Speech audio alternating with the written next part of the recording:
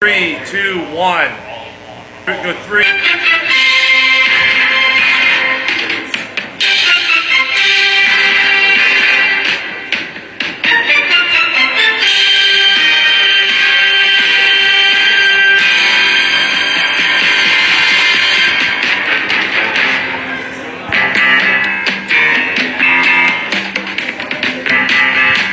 Welcome, everybody, to the Marquee Matchup Week 10 recap, live from the Jazz House.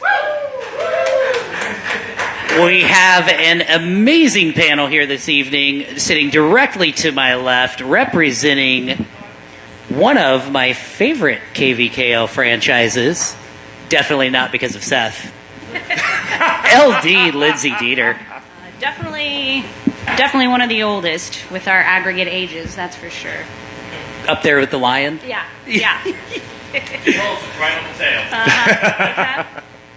In the middle of the panel here on stage tonight, representing another fantastic franchise, regardless of their sponsor, Hello. Kelly Schmick.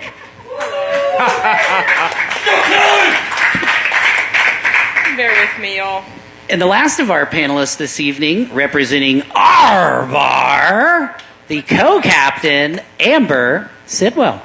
Hi. Of course, at the end of the line, we've got Cubby, who still hasn't done his homework. No, I have not watched Sausage Party yet because I don't have a Netflix He's pass. waited so long to watch the movie, they've made a TV series now. It's true. They have made a TV series. By the way, Olympics in 3 days. Can't wait for it. Well, yep. So, stoked. So without any further ado, we're going to jump right into the matchups from our Marquee Matchup Week. Before we do that, though, I don't want to short sell our fantastic charity that we've chosen this year, Absolutely. the Douglas County Special Olympics. We've got the rest of the tournament and then a few extra weeks this year to get some awesome gift baskets in. Highly encourage anyone to donate anything. Do some spring cleaning. Check out some cool stuff you've got in your garage, your crawl space, or in Cougar's defense, maybe your parents' bedroom. What? Yeah, anything to raise money and as much money as possible. Like I said, $25,000 is the goal. I want to blow it out of the water. So this is the year to do it.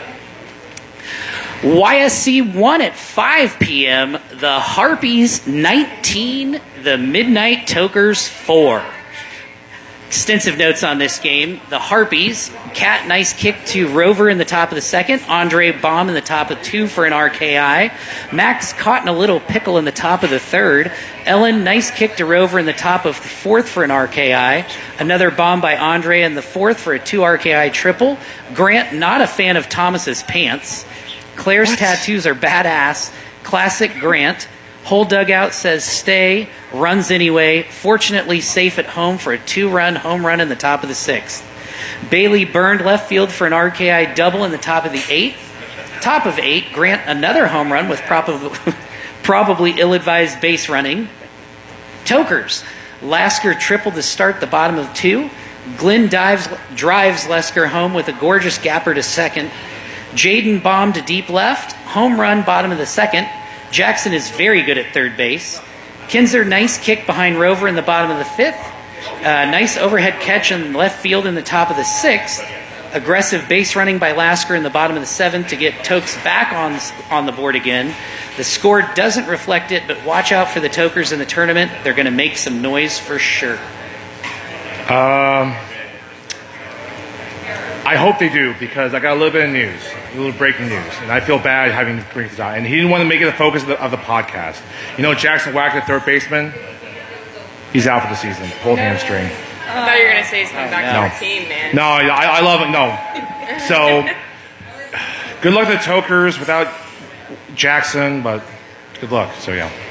Go ahead, Bryson. Yeah, my only note was I looked over at that field one time, and it was when that home run in the bottom of the 2nd happened. And then I found out later it was 19-4, and I was like, "What the?" Like, I mean, you see that happen in the bottom of the 2nd inning, you think game on, like this is gonna be a good game, and then they ended up getting murdered afterwards. I just wanted to shout out, like, you know, I think there's lots of ref talk this year. Everyone has opinions, but Cat Dick missed home plate by about 15 feet at one point in that game. I don't know if you've seen that clip. If you haven't, you should go look. I mean, that is probably the most that's probably worse than the Free State foul kick that Trey missed. Really? Dude, Cougar, I'm telling you, that's home plate. This is Cat Dick. I'm not 15 feet. 15? Yeah, she was at the fence, man. It's honestly, you won't believe it when you see it. But nonetheless, I thought it was funny. At the end of the day, it didn't matter. They won the game. They blew them out or whatever. But just thought that was very funny and something. If you haven't watched that game, you should go watch it. It's like the 2-minute mark. I certainly will be. I'm happy to hear that's going to take some of the heat off Aaron. I think the sentence Max caught in a pickle is probably the most Max-coded thing I've ever heard because, I just feel like Max is in pickles a lot of the time with his kicks and his teammates' kicks. Yeah, and I mean, that is a real bummer, having played the Tokers and having to rank them coming into the season at 36, not knowing what they're bringing to the table, other than, the sample sizes we have from City League, which is, unfair to compare to KVKL. I think I picked them as, outside of ourselves, one of the biggest movers for the year. And it's really unfortunate to see the groove that they got into and hearing that Jackson's going to be out for the tournament because one person doesn't make a team, but your starting third baseman, who's the anchor of your kicking lineup, is going to cause some problems. So I really hope that they're able to adjust around that, maybe make some noise in those first 2 rounds, maybe make a run at the plate. Well, I was going to say that I ref their game the only week that Jackson was out, second week against the Scoonies. And they needed 7 runs at the bottom of 8th, down 6-3 to beat them 10-6. So they are a different team without Jackson. Not saying they can't make any noise without Jackson, but the one small sample size, it was a big, big difference. I mean, it's clear that they can kick the ball. Oh, yeah. There's triple, home run, beaten left field. I mean, those are... They've got great kickers from the top to the bottom of their lineup. Yeah. I mean, the Harpies, there's some experience there. That's an impressive defensive team for sure. So 4 runs, I'm sure, doesn't quite do them justice there. Yeah, and I think, going into that game, I thought it was going to be a pretty good matchup out of the 2 that could have went back or forth, like our matchup with the D-Holes, which we'll get to much later, that, in my opinion, those were going to be 2 of the best games of the week because I thought it'd be a real good litmus for both teams to see where they're at heading into the tournament. And I did not see a 16-point blowout coming. Yeah, so that is surprising. No. I think that was my biggest takeaway from the game is that knowing how good their kickers are, and even though the Harpies are who we know they are, only putting up 4 runs with that type of offense, that was shocking to me. YSC 1 at 7 p.m., Taco Zone 12, Lawrence Shirt Factory 6. Janae and Angela had some great catches. Both set the ball and then caught it. Lots of close calls. Great game. That is definitely from the Taco Zone, huh? Look, the notes? No, the notes would be whoever ref their game, so they'd swap out probably... Ringers and... Yeah. Ringers and Asteroid Head. Okay, there you go. I personally was shocked that Taco Zone beat them by 6 points. I did watch this game. I watched this game at dinner, actually. And, Shirt Factory they couldn't get balls down. I think it was the first inning. I was there 6 runs. I was over the first inning situation, and I think they might have only had 1 or 2 at the time when there was a kick to first base that, I think baseball scores would rule as an error, E1 or whatever the fuck. E3. And then it just kind of exploded from there because it was that point in the lineup where it's like, hey, there's a small weak spot in the KTC lineup, so you need to get this out. They didn't get the out, and then it just fucking poured on from there, it was unfortunate. I very much enjoyed watching Aaron Chinhol's physical meltdown. Aaron was so angry. Aaron, I know you're listening to this. I love you, Aaron. Man. Oh boy. But yeah, no, Shirt Factory's good, man. I think what you can say about that team different than ever is that they're young now. You got 5 or 6 of them that are in their core lineup that are young. Yep. And you got to, there's playing a long time. There's playing against the top teams for a long time. And I think for them, like, you just got to play those games over and over again, and I'm sure they'd love that first inning back because that literally ended up being the difference. Yeah, and like you said, the first inning, giving up 6 runs to Taco Zone, they're going to play, and I stand by this, they always have played to whatever their opponent's abilities are. And if you give them a lead, it's not something that is going to be easily reclaimed or even come back from. So not being able to put any runs up for Shirt Factory until I think it was the third. Yeah, until the third inning, getting those 4 runs back. But already, which is crazy to say it out loud, but when you're down 6-0, you're not getting on the board until the third against Taco Zone. It's almost already too late. Yep. Yeah. Yep. And they set the tone early, and with not being able to get anybody on base, there's just no coming back from that. Yeah, and it's so hard when you have younger players too. That's one of the big things I think experience teaches you is not to get down on yourself and to just go out there and start the inning fresh. But when you're younger, it's really hard. You're really competitive. You want to win, and it's hard to come back from that. YSC 2 at 5 p.m. Asteroid Head 18, Ringers 13. Nice triple volley catch by the Ringers shortstop in the top of the 8th. I got this. I reffed the game, and it was a really fun game to ref. The teams were evenly matched, and they just went back and forth, and they were both trying as hard as they could. And I think it was just the team that made the most errors lost, as often happens, But they were really evenly matched, and it was completely mellow and fun and the kind of thing that makes you really happy to be playing kickball. Man, those 4 different fields at 5 o'clock were so hard to decide which game you wanted to watch. I was just kind of walking in circles, and I didn't get to watch as much as I would have wanted, but I'm sure that it was a great game, and a lot of runs scored, so that's always fun. The Asteroid I still have a full team. They split kicked 2 people. Oh, wow. They kicked 10. Because I was there when I reffed the game against Jazz House. They only played with 9 with 4 ladies. So, as you know, they lost by 20-6 or something like that. So it was good to have a full squad there, and good win against the Ringers. Yeah. Yeah, they definitely have some of the best offensive players. Like, some of those guys can just kick so well. That's how you win games.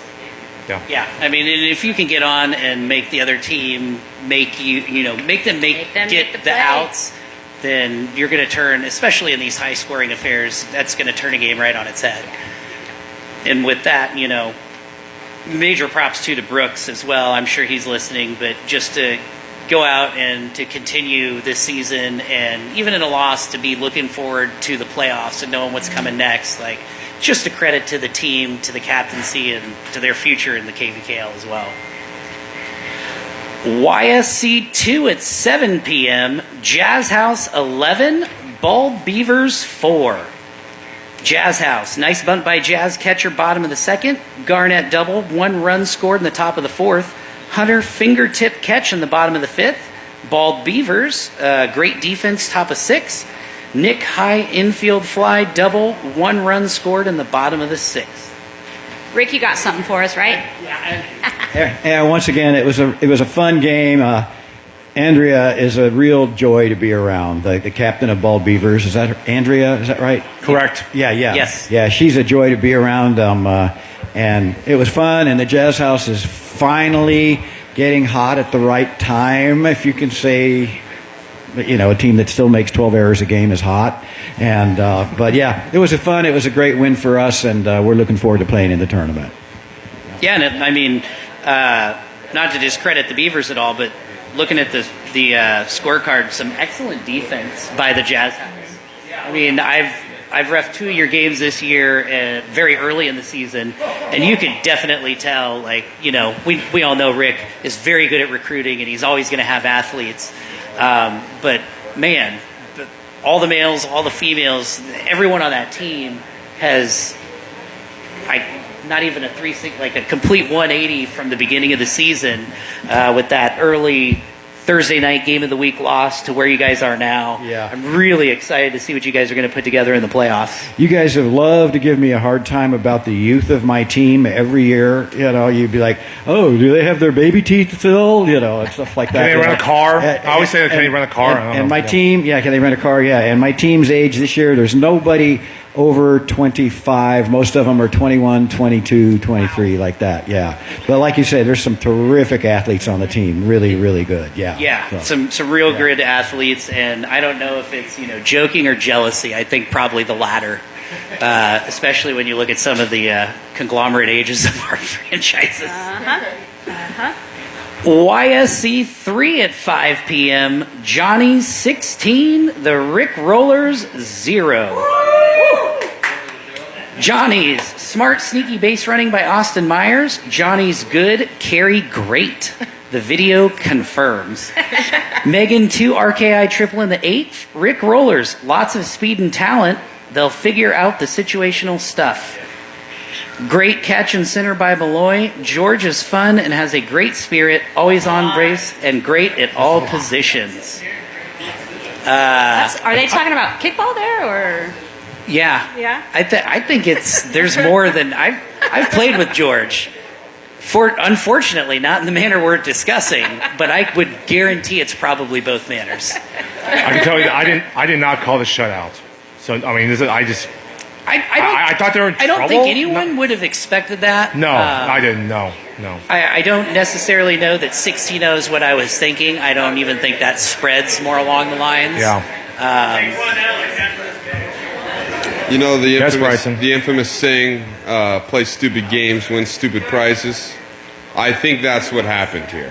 I think, I don't know the details, but I've heard rumors that Johnny's was not happy with how the charity tournament game played out. I think there was maybe like some people in Rick Rollers that felt overconfident because they only lost by a certain amount. They lost in the walk-off in the and so first I think round. they maybe felt a little overconfident, this, that, the other, and so I think the dogs were never really called off in this game. But then secondly, too, I know we've talked about it on this podcast, but Matt at one point in the season was calling for Global, who's going to probably be the 1 seed in the playoffs. So I think what it really came to was like it was a come to Jesus moment on behalf of the league for Rick Rollers, which I think is good for them. Yeah, My better late worry than never. is, as someone that was watching the game, was there was a lot of yelling and screaming at each other that was happening out of their dugout while they were getting their ass kicked, which is not good for the long-term future of that team. But I'll say this. I've said it. I said it after they lost the D-Holes. I said it before they beat Youngspine, and I'll say it here again. That team is like top 7 talent-wise. Like it's not close. They're missing leadership. They're missing knowledge. Neither of those is really teachable. It's all learnable. And I think if the leadership of that team figures out how to be honest with everyone on the team about their playing time, figures out how to teach everyone to learn from their mistakes, I think that team, I don't know their playoff seed, and we'll get to that obviously, but whoever has to play them in the second round, assuming they win their first game, is going to have their hands full. And so that's one of those situations where I think if they can figure things out, it'll be a good one there. So that's all I have to say. Yeah, and only the 5th inning, Johnny's did not put a run on the board. Only the 5th. But I mean, and I think the positive for the Rollers to take out of this is, we all know that they've got a fast, high-powered offense. It's frustrating. I watched back our game. It's frustrating watching seeing how many base runners are left on. But just looking through the score sheet, there were a lot of obtainable runs that they left out there. So at least they've got some really good spots to grow heading into the tournament. And maybe this also serves as kind of not even a wake-up call, just a call to arms that maybe they realize they're as good as everyone says they are, and they start playing that way for 9 innings. Right, and they'll get treated that way by other teams too. A real threat by a top 3 team, top 5 team for sure. So yeah, and it's also a testament knowing that Johnny's didn't go out and take this as a bye. yeah, And get your teeth kicked in, whether it was residual holdout feelings from the preseason or whatever, calling for certain teams. It's a clear signifier that those top teams hear you, see you, and feel you. So keep doing what you're doing, put it all together, make a run. YSC 3 at 7 p.m. Global Cafe 18, Red Legs 3. Jordan Miller catches laser beam from Isaac. Run rule by Global. They pretty good. So YC3, my God, that was a bloodbath Yeah. field. My God. That's 2 weeks in a row, though, that the Red Legs have been on the receiving end of 23-3 game of the week in bloodbath. Sure Factory in 19-3. Nick was gone. He was at the Rolling Stones concerts. Yeah. That's not more important than kickball. Ooh. Well, apparently to him it is. I don't know. I mean, their halftime Super Bowl show was good 17 years ago, so definitely God. not a show I'd miss. They cannot be feeling super good going into this tournament after getting those 2 losses at the end of the regular season. But No way. Hopefully it's the same sort of like fire under their ass that Rick Rollers is hopefully feeling from their game last week too. But yeah, that's a tough 2 weeks to come into at this point, and they can't be feeling like they're playing up to what they're capable of. I mean, I watched that game on Thank You Marcus, and I think there were 3 outs that happened at home plate because basically they forgot that Global has insane arms and will get the ball in from the outfield in a second. Like, I think one of the strengths in general in this game is knowing who you're playing and knowing what you're up against, and you got to remember that, like, yeah, okay, we run the bases crazy, but like they throw crazier than we do, so they got a hard lesson handed to them there. And on that one, too, looking over the scorecard, 1 inning, the third, where Global did not put up a run.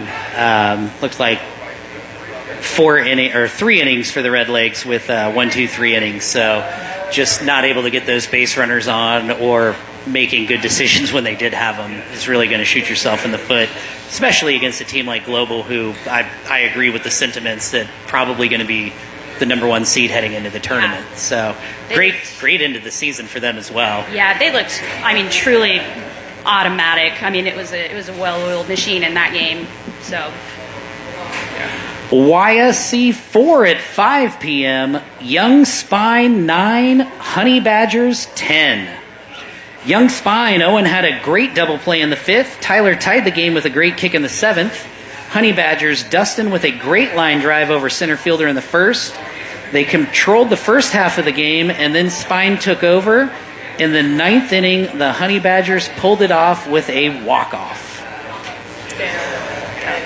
I ref this game, and it never really felt like it was a close game. You could tell that it was back and forth. Mm-hmm. But it was one of those games where you watched it and the score was secondary. What the kicking, the fielding, the coaching, the adjustments, it was something that I implore everyone to watch the replay online, because it was a great game defensively and offensively as well. And in a 10-9 game where there are so few errors, it's something that I think everyone should watch, and you could definitely learn a lot from it. Alex, you were there with me. I mean, you covered everything that I was going to cover, which was watch the replay of this game. It's a fantastic. It's one of the best games that's been recorded this season. I will say that the Badgers ran the bunt block with their normal shortstop, Dustin. They made a conscious effort to try and shut down any small game that Young Spine had. And in parts of the game, it cost them later, which is how Young Spine stayed in this game when they were attacking the shortstop and attacking the rover position. That was part of the internal game chess match. But they were all kind of moving around their positions, huh? They all didn't really stay in one spot. The Badgers stayed in one spot. They didn't move people around. Young Spine a little bit did. Like Ray Lell's hurt. So they had him out in right field. They didn't have their normal first base. Anthony had to play first base for them. Ray Leal was gone. Yeah, he's just in right field. He played. He was in right. Okay. Yeah. But yeah, so Young Spine had a little bit of difficulty on their defensive side, just playing a little bit out of position. But they still played fantastic with what they had. So. They're a good team. Both those teams are great teams, and they have great people on them, and they're always fun to watch, regardless of who they're playing. So, Yeah, and if there's like any team that I would recommend watching when they're losing, it's the Badgers. I mean, absolutely.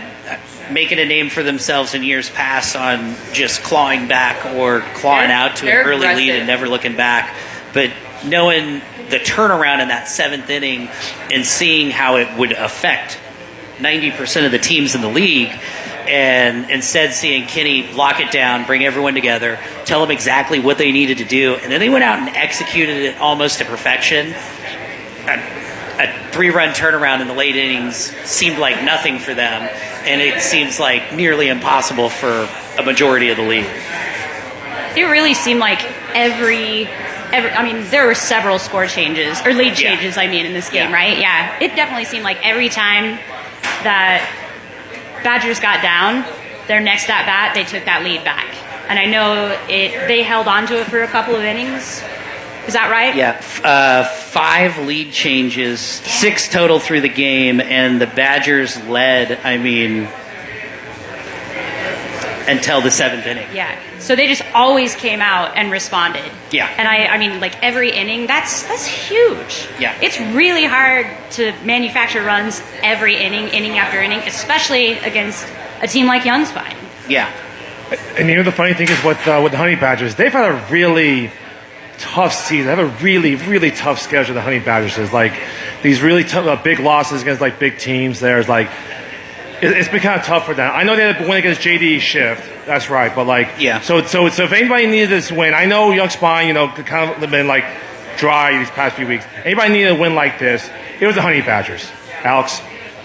Yeah, I mean, that type of schedule that like the Badgers, the Harpies, our team all played this season, where we're playing the top teams, you can see, the beginning of the season sucked.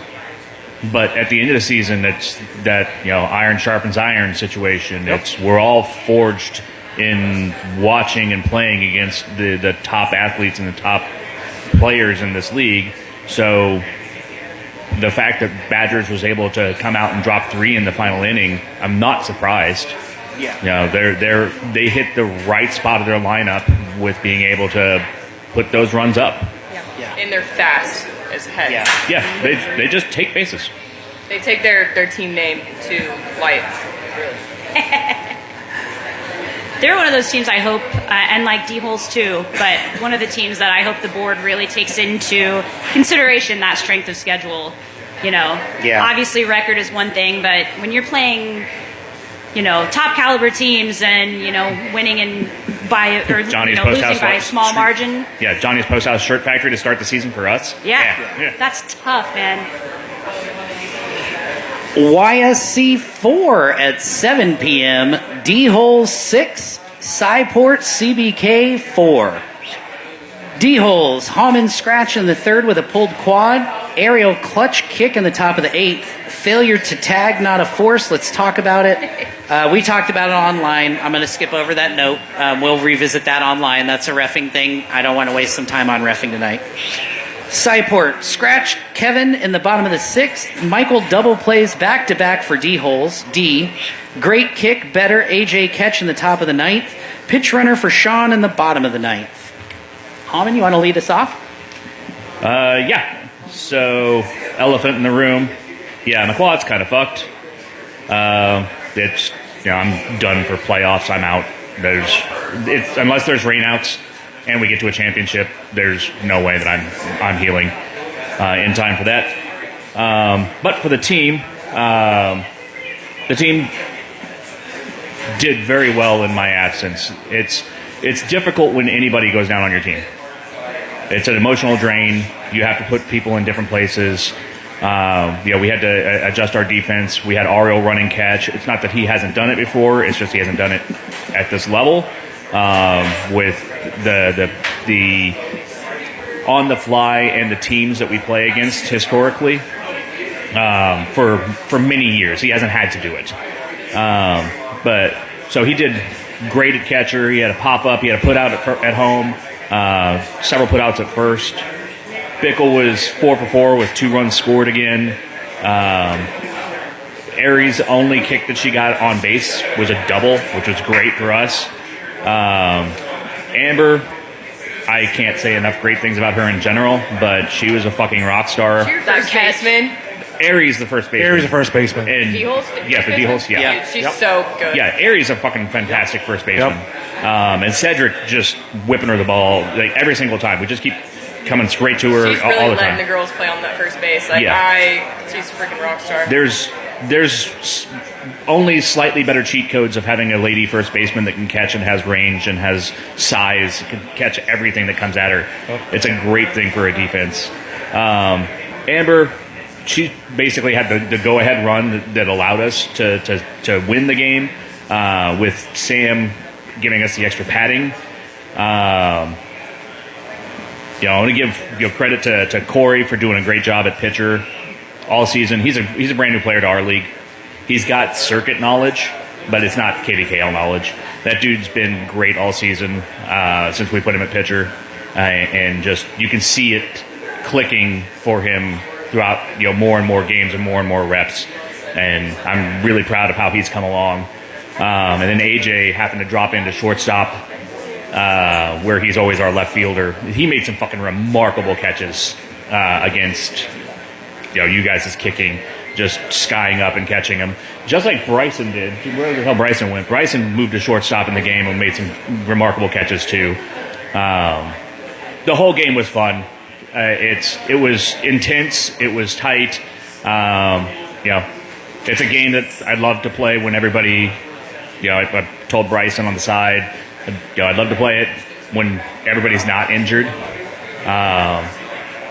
You guys shouldn't hang your head for anything. It was a great game. You guys played great for everything that had been going on all season long.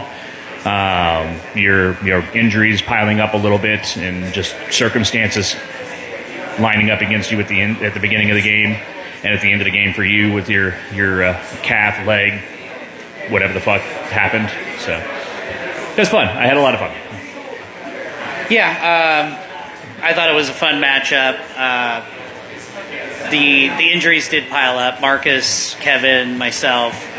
No excuse. You're never going to hear me blame injuries. You're never going to hear me blame referees. You're never going to hear me blame the shooter who missed Trump and got our left fielder. Those are all lame excuses, and you'd never hear me say that. I'll cede the floor.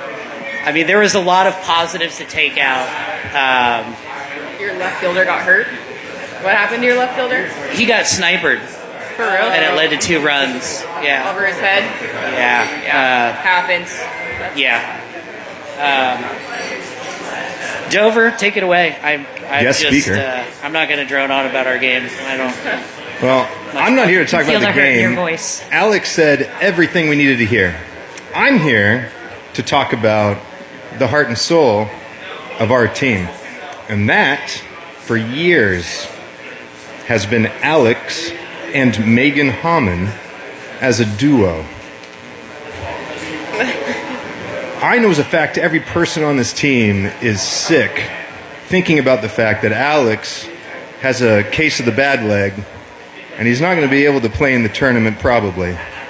And that's his favorite thing in the world. It might be one of the most important things in the world to him. And I'm only here to make sure you understand how important you are to us, my man. Thank you. And you're a good rep. I don't know how to follow that, to be honest with bring you us guys. down, Bryson. I'll Let's go go. real quick here. Better be a tearjerker, Bryson. Yeah, I'll Better go be a real quick. tearjerker. I mean, yeah, like Ahmed said, I wish we could play that game without the Trump missed bullet hitting my left fielder in the first inning and Hammond not getting hurt and Marcus not getting hurt. But at the end of the day, I mean, there's a reason why they call themselves the gatekeepers at the top, and they just don't fucking make a bunch of stupid mistakes. And not to make it every single run they scored came off of an error on our end, and they punish us for every fucking mistake we made. And at the end of the day, I didn't sleep till 4:30 in the morning Sunday night because of it. And there's things to learn, but for me, I'm glad we fucking lost because if we didn't lose to them, we were going to lose the first game of the Twain. I'll tell you that right now. We were 1,000% going to lose the first good team we played if we would have beaten them. So it's good that we lost to them. A lot of learning opportunities. And to toot my own horn for a second, it's really good to remember that I still am fucking elite of the sport. So that's all I got to say. I watched you. You played good. You did, yeah. You played good, Bryson. That diving catch. No, because he was like reaching up like 8 feet tall to get some of those balls. So diving, jumping. Sean, you've got a lady you play in the outfield too on your team, yeah? We do. her That's name? Katie Marcus. Oh, yeah. Yeah. She's great. She's great. We A lot of props to her. interchange between. I didn't know that was her. typically our outfield consists of her and Haley. Okay. Yeah. Katie's great. Yeah. I was very impressed with her at y'all's game of the week. So Indeed. Like Props to her. I can't say enough about our ladies. I've tried to beat my chest about it all year. I still think and will die on the hill that we've got some of the best ladies in the league. it makes a difference. The only takeaway I had from the game personally is it is the first time I've ever gone 3 for 3 and felt like I've let my team down. So hats off to the D-holes. They are who we thought they were. You're quick. I haven't got to see you play much, but like you were running to first base. I was like, okay, Sean. I have few things left. That's one of them. Not hair. I will jump in real quick just because I tell everybody on my team this and they laugh, but anybody who tries it always recognizes the results. If you have muscle injuries, do an Epsom salt bath soak. I swear to God, It will change your fucking life. That's all. And stretch. You'll run faster. YSC 5 at 5 p.m. Post House 17, Love Garden 9. Post House, Simon 3-run home run in the second. Over the fence. Horse. Outs on double play in the third. Ricky 2 RKI double in the 8th. Richard triple in the 9th. Love Garden, Eric triple in the 1st. Spencer in the 7th. Random commentator says best dancing refs. Jess Big Boot in the 9th for an RKI. How was your dancing, Derek? Dad bod. I don't want to toot my own horn, but I might have been that dancing ref. Ah. No, this is a very good game. Your notes pretty much covered it all. There was nothing. It was Post House being very clinical. Love Garden trying to keep up. The only thing of note I have to say is surprisingly no one mentioned it. There was 2 separate collisions. Yes. At first base. One was on Love Garden's. Z was following the pitch behind the runner's lane behind first base and collided with, sadly on the worst end of it, collided with Richard. Z got hit in the ribs. And then on the other side, Ricky was caught watching a play out in the field and kind of drifted into Love Garden running to second base. And they collided. And they tried to make a tag on him. I was like, no, go to 2. Just being said, pay attention, get out the base path. Yep. Everybody needs to be safe out there. But yeah, it was a great game, and I think it was kind of a back up to snuff for Post House. Yeah, right where I think we all expected him to be. Very clinical win. These last 3 weeks, I'd say not even the last 3 weeks, but after that game of the week, or not game of the week, but after the run rule loss, they've been a completely different beast. Now, unfairly judged, they were missing some players in that run rule, but since then, man, Post House, whew. Here's Courtney. I know Post House was missing Jake at their third baseman, but we were missing Skyler, Tyler, Brogan, and Walker, so we were missing 4 guys that normally play starting positions. So we did as best as we could in moving people around and playing the best of our abilities. I mean, yeah, we had some errors and stuff, but for what we had, I honestly was super happy with our team's performance, and we're ready for the playoffs. So You guys are good, and also Post House bunts so much. I love Post House, but goddamn, if you're missing your were you missing your third baseman? No, because that's And so catcher. hard to They're defend best in with catcher. the new They're missing. They're best in Oh catcher. my god, catcher is even worse. Yeah, there's no way. Yeah. Defending Post House with no starting catcher is going to be tough. I thought we were going down a fill hole there. Oh, God. YSC 5 at 7 p.m. The Soda Jerks 15, Sod Squad 6. Sod, E6 in the first inning. Rex doing a nice job calling time. Kelly, nice kick to center in the bottom of the fourth. Chris paints the line with a kick in the fourth. E6 in the fifth. Hey, good job. Oh, I see who's taking these notes. Good job. E6 in the fifth. Derek playing better after switching eyewear. Soda Jerks. Series of errors by Sod in the sixth led to a rally by the Jerks. Beef Jerky energizes Adam. What? Jerking energizes Jerks. Jerks came out with a huge fielder's mitt, presumably to catch all of that jerk sauce. Derek? What can I say? That sounds very self-explanatory. Jerk the curtains back further, please. First of all, I don't know nothing about baseball, so it took me a minute to figure out E6 is me. No, that's shortstop. Oh, yeah, I'm 5, right? You're 5. Flawless over here. Regardless, I thought it was about me. Ben said it was me. So I think Ben was wrong technically. He probably should have put 5 down. Is it? No, 5 is the third baseman. 6 is shortstop. I'm going to tell Gio you said all these bad things about her. Anyways, Sun was brutal. I had a couple probably easier outs, and they just bounced off the hands. Anyways, I know there was a lot of competitive, marquee matchup. We tried to give competitive games most of us. This was pure fun and pure nostalgia. Playing with Adam Patterson and all the other old Balls Deep crew. We got together before the game and we did an old school Uzo shot from way back in the day when we were Mad Greek. Jess Ritten, she went to the All-Stars game and they gave out 4-foot tall baseball gloves, and our outfielders were playing an inning with those in them. Sadly, we didn't make any catches with it, but we had a blast. It was a good game. Sod Squad played us pretty close for 3 innings, and then we changed our music up a little bit, got a little more upbeat in tempo, had a little rally, and then we just started putting on them. It was a fun, great game.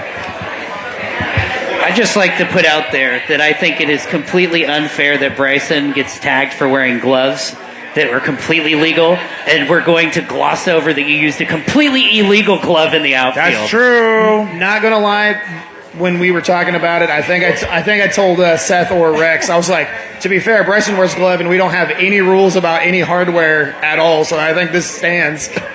If you saw that glove, you would know it was not an advantage. It doesn't sound like it would be.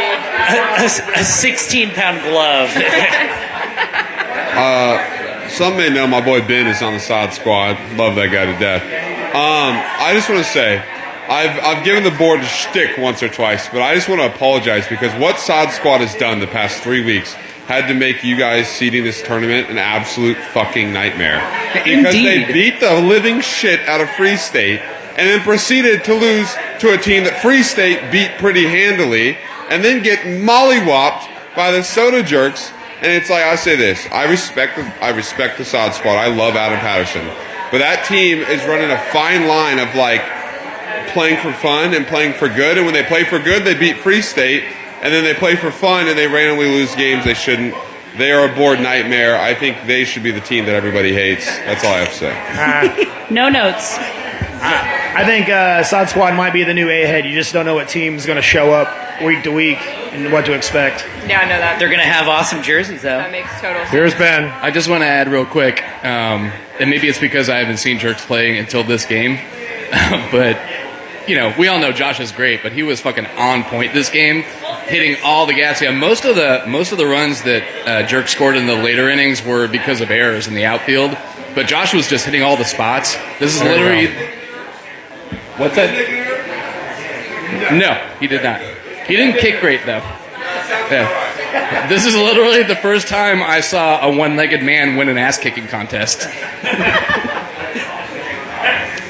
YSC 6 at 5 p.m. Free State 15. Red Lion 7. Red Lion, Aaron got ground rule triple, running 2 people to home, bottom of the 8th. Free State, back-to-back home runs. Aaron gets 2 RKIs and an in-the-park homers. Ian has a solo dolo homer, all that in the top of the 8th. What an electric 8th inning. Jesus. Yeah. Seth came pretty close to beating their center fielder, too, and he still got that speed. He had a chance at that home run if he'd have burned it, but they caught him. So that was that. That set down our potential 3 home run series.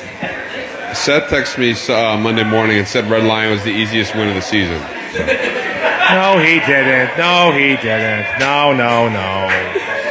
Here comes Ben with rebuttal. I second what Seth said. Seth's here. Here's Seth.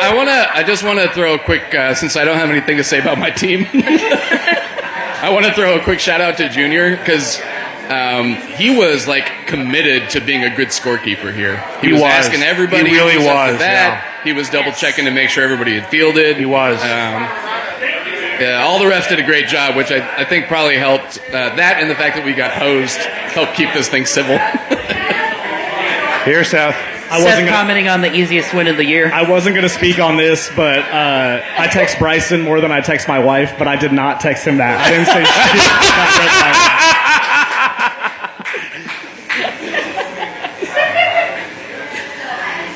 Well, I got some history. Obviously, I think you all know that, God, collectively between Red Lion and Free State, there's hundreds of years between us and our players, and many, many years of a really great rivalry.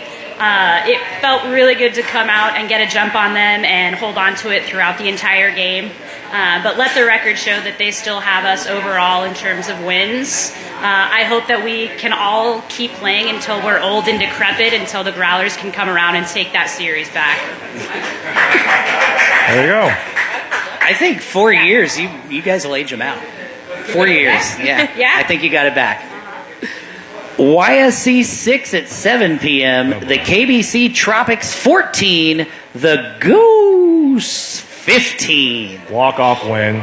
I Notes. knew we were going to have the longest notes on this page. I knew it. KBC, good catch by Drennan at first and the second. In the park home run by Reese in the fourth with 2 on base. 2 good outs by Alex in the sixth. Good job by KBC not getting down on themselves early and battling back. Good catch by Jaron in right field in the eighth. Got out on a triple play in the ninth by not tagging up. Oh, that sounds allegedly. like base coaching running errors. No. Here's the problem. Ghosts. Good play by Colton the first to throw the runner out at third. Great kick, Jasmine in the first. Ground rule triple by Corbin in the second with bases loaded. Yep. Good play by Corbin and Colton the third to get Ryan out at home. Dumb base running by Colton and Corbin in the fifth. Yep. Should have been bases loaded, nobody out. Great catches by Junior, per usual. Who'd he pay to write that? Hold on. Yeah, who did write this? I didn't write that. Corbin, grand slam in the seventh, and a walk-off win for the Goose in the ninth. By the way, Want a rematch. here's the thing about the grand slam that happened. For those kids that don't know, that home run was a Jose Canseco. In case you don't know what it is, Jose Canseco let a ball hit his head in right field, go over the wall for a home run. Unfortunately, he was over there, yeah. Unfortunately, left fielder tried to go for that ball, hit his hands, and went over left field fence for a grand slam home run. This is the second time I've seen a Canseco home run in person. So, yeah. But Junior, tell us about this. Go ahead, Junior. Luscious walk-off win for the Ghosts. All I got to say is that Tropics used to be our practice team, and they were great last year and everything like that. Close to the mic, Junior. Now what? Now He said, Junior, close to the mic. great last year. Close to the mic. Oh, my bad. But the defense was a little hesitant on a lot of plays, and you guys made a lot of errors. Your offense really caught my eye, for real. You guys have a lot of good kickers. If you guys can get about 2 to 3 more bunters and rework that lineup, honestly, you guys would be great. Other than that, Tropics are awesome. I love you guys. Wait, did you say we're hesitant on offense? Yeah. Defense. Go ahead, Kelly. So I got to see the first part of this game, and I was shocked at the score at the end. But I didn't see the end of this game, but it says a lot that when I left the field, I think it was like Ghosts were ahead by 8 in like the second inning or something. And the fact that it was a 1-point game, and it looks like based on the score sheets, it kind of went back and forth towards the end. Yeah, from the fifth on, it was one-run game. Yeah, ability to like stay in the game and keep fighting for that win. So I know it wasn't the outcome they wanted, but I think that's something to note because I left going. I was not expecting it to be that big of a blowout, and then to turn around at the end and see it was a walk-off win for Ghost was impressive. That Tropics came back. Kelly, can you do me a favor? When about 6:15 on Sunday, I said something to you and Mikey and Ryan and Alex. Do you remember what I said about what you needed to do against the Ghosts? Fuck, I so wish. I said, do not let Corbin win them the game. Oh, yeah. Duh. I And said knew you that. put your entire team in the outfield. I said every fucking last one of them. I'm and then, so sorry. Sean, do me a favor. Tell me who had 8 fucking RKIs on Sunday. 8. Corbin. Corbin, yep, he did. What are we doing? He did. Yeah, so real quickly on Corbin, yeah, just he was definitely MVP of that game. He was awesome.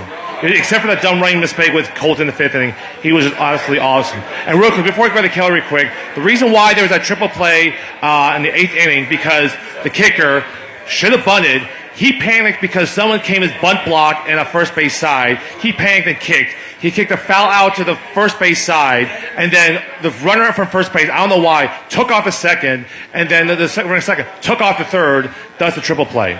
That So sounds like the kicker panicked. Indeed, a good old-fashioned Tropics coach's triple play. The kicker panicked and kicked. It shouldn't have kicked. Go ahead, Kelly. Because their coach did not prepare them. Psychological mind games. Yeah. We fought our asses off for each and every single run. You did, yeah. And the Ghosts, they surprised me. They got on base. There would be people up to kick, and I'd be like, oh, easy out. And then they'd get some fucking magical kick to get them to second. So I was really impressed with their offense. However, like, they got people on, and then Corbin would just walk up and get them home. Like, we fought our asses off for all 14 of our runs. Drennan and Jaron are fucking rock stars. They're great. Jaron made some good-ass catches in the Right field. outfield. One in the 8th. We were up 1 going into the 9th. Jaron laid out for an awesome catch. Yep. Drennan went to first base like 2 weeks ago after Mikey hurt his knee and has just been making hero plays at first base. So, honestly, as soon as we get all our ducks in a row, they're kind of zigzag right now. We are going to be a force to reckon with. I want a rematch with Ghost. I think if I would have if Corbin's Cheerios or maybe just like a little stale Sunday morning, like maybe we would have had a better outcome. But I don't know. Oh, I learned that Corbin, that was his first home run of this year, and he scored 2 of them. So what the hell? Tropics just have bad luck, but I'm not worried. If we all stay together, we'll have a great season next year. YSC 7 at 5 p.m. The Corksuckers 8, R-Bar 9. Notes, Wes had a great bunt. Amber, take it away. You were there. I was there. So for us, my team first, I think, would want me to be like, "Bar, let's fucking go." I'm not loud, sorry, but yeah. So this game was super competitive, and we have run ruled the last few teams we've played. So to have a game that started out competitive right away, and Corksuckers were ahead, I think, the majority of the game. I think the third, we finally got ahead by 1, and then pulled it out at the end to get a walk-off. But I will say Corksuckers, they've had a lot of experience. When Ben and Clint are like third and catcher, it is a little intimidating. They will stop a lot of bunts because they're so tall and fast. So we had to change our approach playing to where it was like, okay, like bunting isn't working. And then our bar readjusted, had a lot of great place kicks. Ray on Corksuckers had a, like, in the park, tried to get a home run, got out right at the base, at the plate. And I just think overall this was a great win for us. I know there were some calls that went back and forth on different plays, but we had a good time playing Corksuckers. Hopefully they did us as well. Thank you. I don't want to be incorrect, but a 2-run walk-off game-winning double from Gabby. Is that... Say what? A 2-run walk-off game-winning double from Gabby? Yeah. It was beautiful. Wow, Yeah. really? Wow. That's a great win. I will say, I know some of you, she did break her her finger. When she caught it, she did catch a line drive and it was out. She's got it looked at, healing, but yeah. So glad to hear she's okay. Jesus. Yeah, she is okay. Well, as you can be. Jesus. YSC 7 at 7 p.m. Late fees 20. The Scoonies 14. Scoonies, Alex, triple RKI, bottom in the 8th. Bottom 3, Mickey strikes out. Alex at oh, hey, Mickey. Now I work with Mickey. He's now at my store. So I'm just going to let him know. I know he'll be here later tonight. He now has to buy beer for the team next week. So I'll make sure that my time gets approved and that check comes by Thursday. Oh, dear. Back to Alex at third, popped up to pitcher for the third out and the top of the ninth. Awesome diving pop out from second base to center field. Double played it in the fourth. Huge 3 RKI home run in the bottom of the fifth by Thaddeus. Sadly tagged out.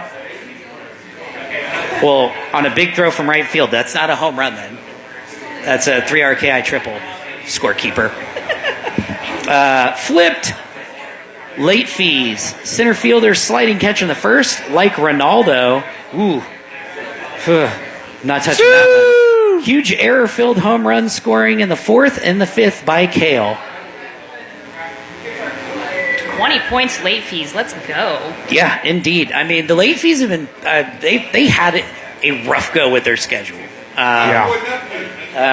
Ooh, that's a good question. Let's look at Neff. Neff did, yeah. Throwing it out there. Neff was once again absent. I was going to say, he's not on the list. Once again, absent. Neff was busy. He was drafting an email to Bryson. Or maybe he also went to Rolling Stones concert. I don't know. Pointing out his absenteeism. Sounds kind of like a slugfest, honestly. Yeah, and I think it was a really good matchup. Credit to the board for a lot of good matchups this week. Great job to those guys, not me. The Scoonies have turned it around from the first 5. I mean, the last couple weeks may not reflect in the win-loss column, but seeing what we and how we were talking about in weeks 1 through 6, to see them coming back here, I think they're going to be a very strong competitor for that boot this year. Yeah, I was going to say that, like, the Scoonies I saw that when I ref the games as Midnight Tokers week 8, that, they had the lead majority of the game against the Tokers before they allowed the 6 runs. So I agree with you. This is a bit different than Scoonies team. I know 6-run loss to late fees a lot, but I think they picked up a couple new players at the end of the season too. Yeah, some couple athletes. So that'll be good for them. Yeah, just finding their footing and they're finally getting along. So I really enjoy seeing it. And get well soon, Donnelly, with your broken hand. So, why are you looking like that? I'm just trying to contain my giggling. Leave his Sean name alone. That's where it's going. Never mind. Yeah, no W, I know. YSC 8 at 5 p.m. Sacred Sword 7 JDE Shift # Drink Shift 11. Sacred Sword were a class act all game. All is capitalized. That's the only note on them. John Denver experienced shift # Drink Shift. Good place kicking by both teams. Josh overran second and tripped and laid there until he was tagged. And in parentheses, I get it, bro. Yeah. I'm not sure if I'm upset to see Sacred Sword being, like the note saying they're a class act, because I kind of liked their, taking on the villains of the league. But at the same time, I don't want to put any real hate their way, because they are a great team, and I think are one team that has gotten tremendously better week over week. They're a team I'm really excited to see where the hell they land in the playoffs. Yeah. They're going to have some good matchups. And also, just for what it's worth, at the celebrity game at the All-Star game, the entire outfield laid down when Jenny Finch came in to pitch. So just throwing that out there. Yep. Because Jenny Finch, she's fantastic. Because Jenny Finch. Yeah, right. She's great. YSC 8 at 7 p.m. Recess Rejects 13. Empire 25. Great kicking. Keyshawn, 5 runs scored. Empire kicked through the lineup, not only in the 4th, but also in the 7th. Brant, take it away, buddy. Brant. So, Corksuckers, our bar, fantastic refs. I'm going to get that out of the way right out of the gates. Every time something came down to talk about, they talked about it. It had an explanation for just about everything. They're awesome. I would recommend them 10 out of 10 times again. Game highlights. Kate's a fucking badass. I don't know if you guys know that. Our second baseman, she probably has more RKIs than anyone on our team. Cole had a kick out. I didn't see it. I was actually throwing up behind our dugout because I had too much beer before the game. But he had a kick out apparently and got the guy and then pulled his hamstring. So we're kind of hoping for a quick recovery on that one. Rejects have a lot of really intense legs. They will abuse your outfield if you're not careful. So be really, really, really cautious of that one. Now the fun part is the Degenerate podcast quotes from all the way back before the season started. This is from Kenny. That's got to be the worst fucking schedule ever. Under. He did say that. He did say that. Yeah, I listened to it like there. right before I came down here because I was going to get this right. Like, if you go ahead, Ben, under with a bullet. Cougar. The wins I see are Rockets, which did not happen. Late fees, ringers, bald beavers. I'm going under. I did say that is true. Sean did not declare it live, or at least did not hear it. But what he did say is, I'm here to motivate and I'm here to raise funds. So for the Degenerates, because we got $5 or 5 wins, I'm going to donate $5 in each of your names to the Special Olympics. So thank you, Brant. Oh, thank you. I appreciate what you guys do for us every year. Also, shout out to the board. You guys are amazing. Brant, I just realized that you are a top contributor. I see you comment on Facebook, and I see you every Wednesday. And I just put the 2 and 2 together like a few days ago, and I was like, oh my god, he comes every Wednesday, and he comments on Facebook, and I know him. And yeah, I need to get a new picture. I'm not very. Yeah, I think that's it. I just didn't recognize you from your profile. Thank you, Brant. No, and congratulations on Empire on a fantastic season. Can't wait to see where they're ranked here for the playoffs because they've had an exceptional season. Even with one slight asterisk. But, even looking at that, a run rule win in that forfeit. So what a turnaround. Not even turnaround. What a continued growth by Empire, a homegrown, home-built. They had 5 wins last year, 5 wins this year. Definitely driven team. So hats off to Brant, Anna, Rosa, everybody over on Empire for a fantastic season. Hobbs Park, 7 p.m. LFK Rays 10, the Rockets 6. LFK Rays, Dylan 2-run triple in the second. Good catch at third base by Jesse. Rockets, good catch at third by Tim. Slick running by Tim in the third. Great tip drill catch by Tori and Riley in the fourth. Double play in the sixth. Pitcher and catcher throw out at first. Great catch at second by Riley in the eighth. Hell of a matchup on paper, hell of a matchup in person. I did not get to see this, but I'm very glad looking at the scorecard. I hope we get some comments on the game, maybe. But looking at the scorecard, when we were going in and discussing the marquee matchups, this is one that I know I pushed for heavily because I thought it would be a phenomenal test for the Rockets. And even in defeat, I think not only staying and playing with the Rays, but having the showing they did said a lot about the Rockets and their turnaround this year. And I'm just going to double down on it. This is not your mom or dad's Rockets. This is a team that's going to just keep getting better and better each and every game. And next year, and even in the tournament, they're going to be something really to watch out for. I play with a lot of the people on the Rockets on my Friday team, and I can attest that Tori and Riley are ballers, and they're only getting better and better, and I am excited to see what the Rockets do. Yeah. I didn't get to watch this. I was also playing at 7, but I would have loved to watch this because it was like a good game. Hobbs Park, 9:15 marquee matchup, game of the week. The Woost 10, Youngling 16. Everyone kicked and ran the bases well. I have to bow out on this one. I did not get to see the game. Unfortunately, the best thing I heard all week is I had an emergency at work, and when Shipley talked to me, he said, wow, So even though I no longer work for Dillon's, I'm still getting fucked by them. So my deepest apologies for both teams not being able to broadcast. Yeah, what the fuck?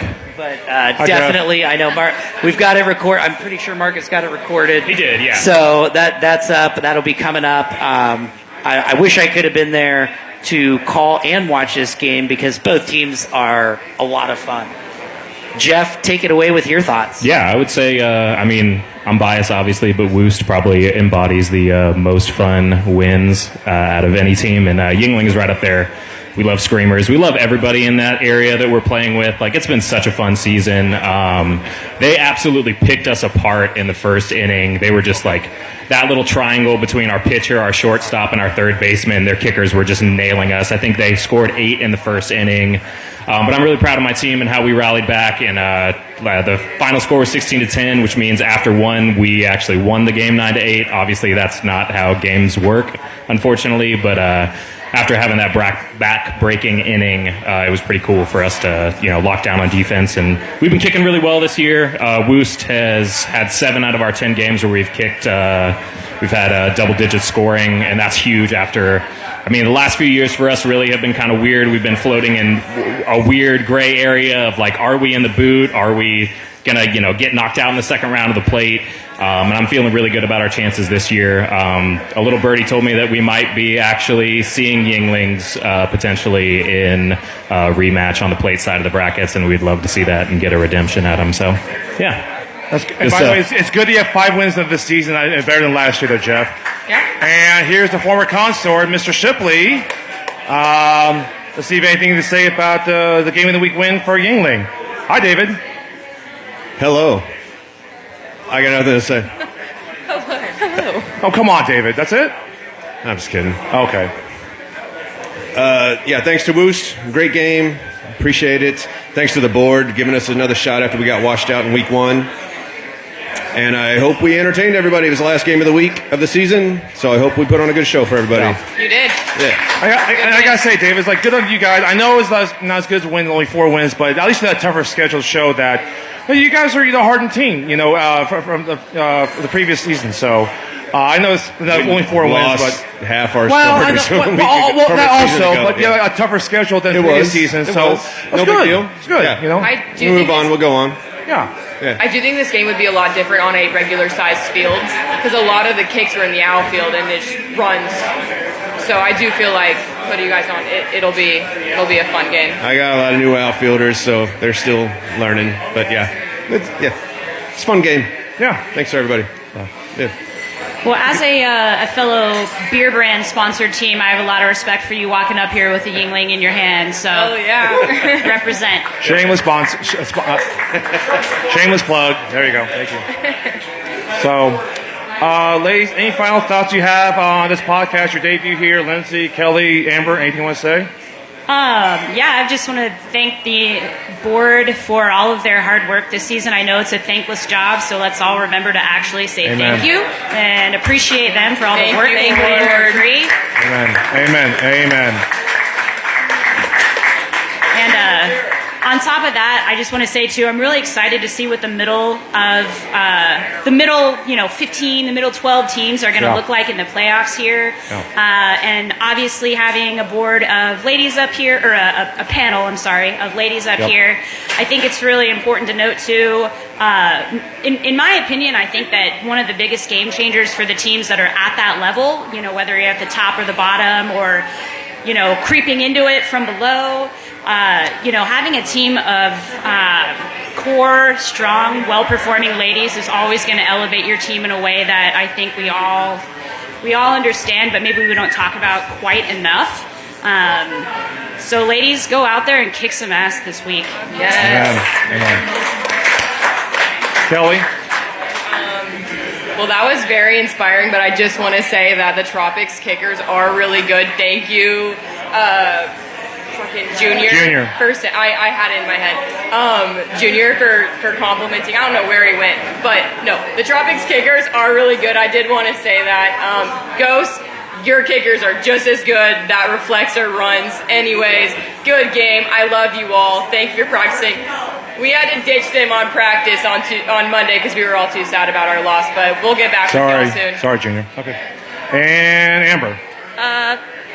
Don't forget to thank your refs in the tournament. We'll be out there for a long time. It's going to be hot.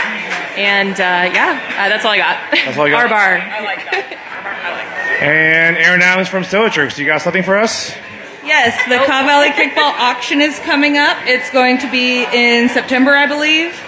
And now's the perfect time to start collecting charity items. Yep. September 8th is a Sunday. If you want to know, one of the charity items is going to be this giant mitt that holds the kickball. It's going to be up for auction. So come to the charity auction and start asking for donations now, because we're never going to reach that $25,000 goal if you guys don't help us do the work.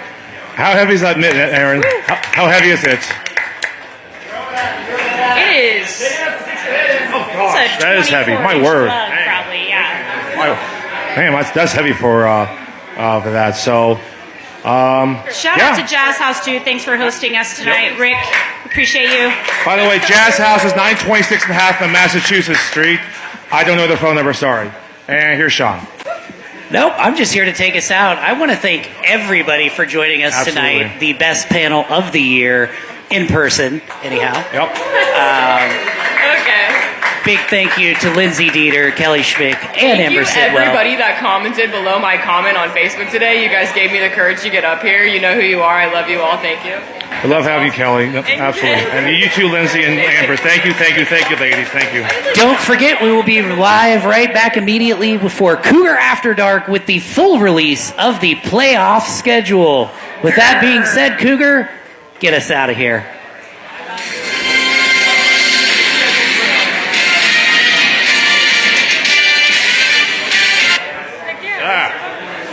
What happened?